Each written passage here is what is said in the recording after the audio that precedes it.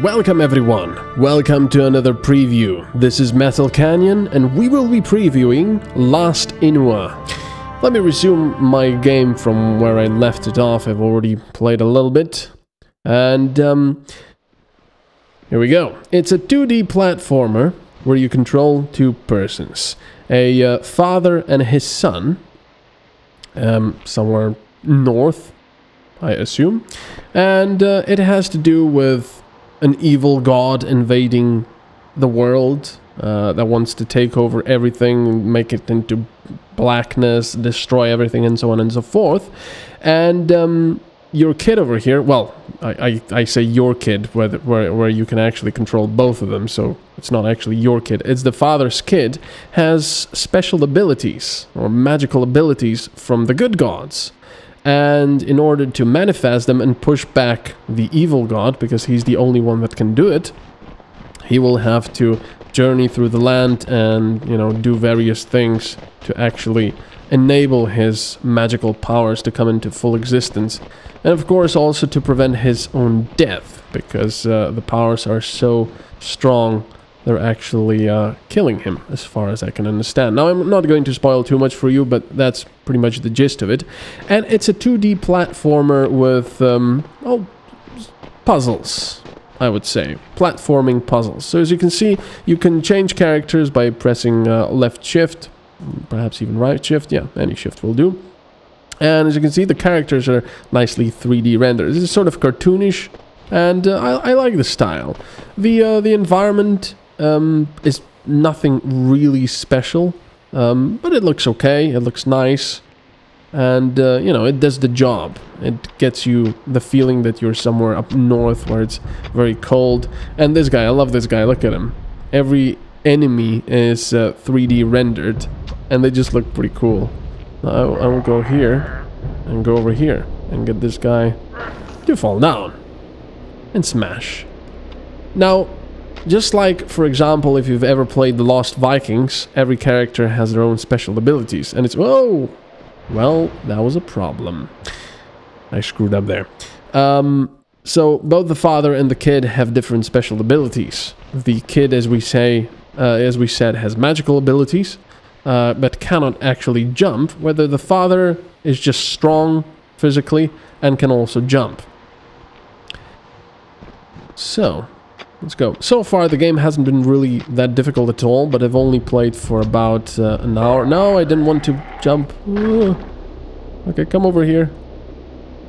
Can't actually go down. See, you're not going to come now? Right, let's just jump back. Come over.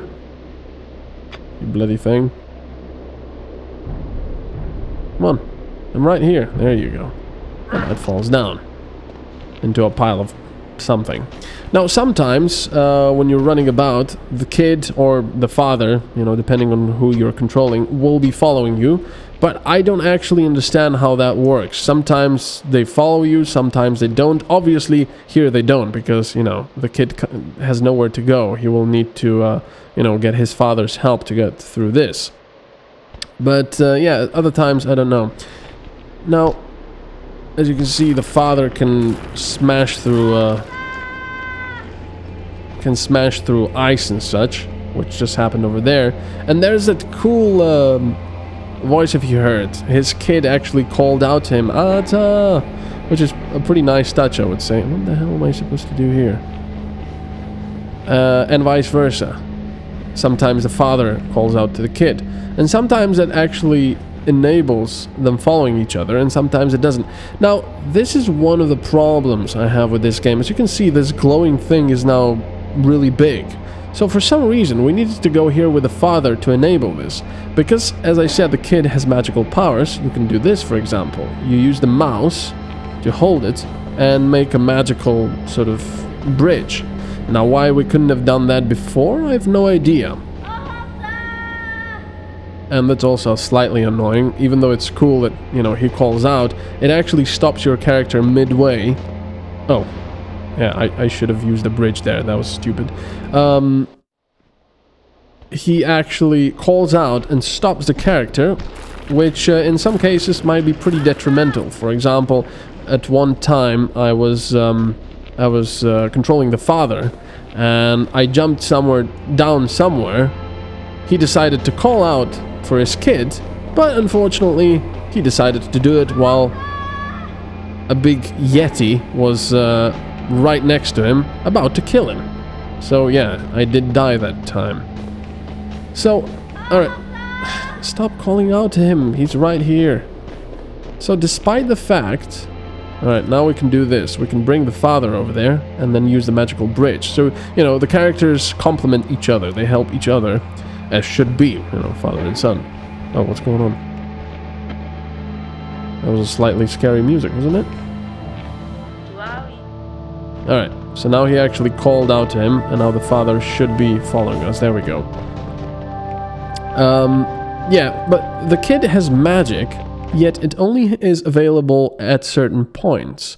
So you're not actually free to use the magic at your own leisure and, you know, decide what you want to do with it. For example, you know, I can't make any bridges here if I would want to. Now, I understand that perhaps that would be a little overpowered sometimes, and you could just skip large, large parts of the puzzle, but you could just omit that by giving the glowing orb a limited amount of, you know, energy, and just, you know, make a bridge that long instead of through the entire map. So that's a bit of a bummer. You can't use magic where you would like. Now there's also these things, which sort of makes him teleport around. You can press it and he will teleport. Oh crap, go, run, and let's do that. Alright, let's see where we are now. I do like these Yetis, they're quite fun. They look fun. Stop calling out! You have to do this yourself. Now if you press space again, you know, you will, you might be able to teleport somewhere else, but you don't have the option of where you teleport. That is something the game decides. So, we have to jump over here, and I believe this will fall down. It will. There we go. Oh. What the hell am I supposed to do now? Come on, kid! Run! Oh, bloody hell. Ugh, that's not good. Okay, were we supposed to do that? I have no idea. Let's stay there. I'm not sure actually that was the best idea. Let me check where the kid is. I think this will drop, but only if the father is actually on it. So never mind. Right, so we've gone over that. We've gone over the magic and the fact that they help each other. But there's also a backstory, as I said, of the evil god and everything. But the game has one very big problem, and it's quite huge, I would say, and those are the controls. Let me just teleport over here. There we go. So you can see the game just gives you an option of where to take the kid because he can't actually jump. Oh, there's the next god we have to go to, I believe. Now you have to hurry because these bridges don't last for too long. Ah, that was it. That was the end of the level. Now, as I said, controls. You're watching this and you're saying, oh, you know, it's nicely animated. I don't really see a problem with it. But you have to play it to understand. For example, let me press right. Right. Okay, well, I have to hold right a little bit. So that's one of the big problems. One of the first big problems, for example, turning. You have to actually hold the button for at least half a second until the character turns. It feels sluggish and unresponsive in that respect, because you expect the character to turn around immediately. Now, it might seem like a very small thing, but when you're trying to, you know, turn around and run away from Yetis, it's quite a big thing. Now, the next thing, while I'm on the subject of animations are nice. I really like them. I also like the art style. But it just seems like some animations are just downright missing. For example, okay, walking is fine. I can also jump, but jumping feels a bit, you know, stiff. There's really no, you know, there's one, jumping is one part where they've decided to give you immediate control, so you immediately jump, but it just doesn't feel too good. And there's also this, when you go onto a climbing surface, the character just snaps to it. There's no animation of actually getting those, I can't quite remember what those ice picks, I think they're called, are. He doesn't get them out, he just sort of snaps to it. And there we go, this is the cold mechanic. We have to get to a fire quickly because it's far too cold over here. But the biggest problem, as I said, this game has are controls. Just ignore the whole, you know, having to press a button for half a second to turn. Ignore that. The biggest problem is... Why can't I go over this? Okay, I have to actually jump. Oh, and now it's smashed down there. There's a campfire here. Yeah, the biggest problem are controls. It just feels like all of the time you have to sort of fight with your character to do stuff. It feels sluggish and clunky. I mean, it's not too horrible. The characters aren't floaty, but it just feels like you have to constantly fight them to do things. I can actually destroy this. No idea what that... Oh, it's that thing. The kid... No? Oh. We picked that up. So yeah, I mean, a platformer like this really needs good, fast, and crisp controls. And they're just not there. There's just too much of a delay for anything you do here. So they really need to do... Oh, that is a cool looking enemy. Look at that thing. Ooh. I do believe you died. Doggy or whatever you were. Wolf thing. So yeah, that is the evil god sending us... nasty things to try and kill us.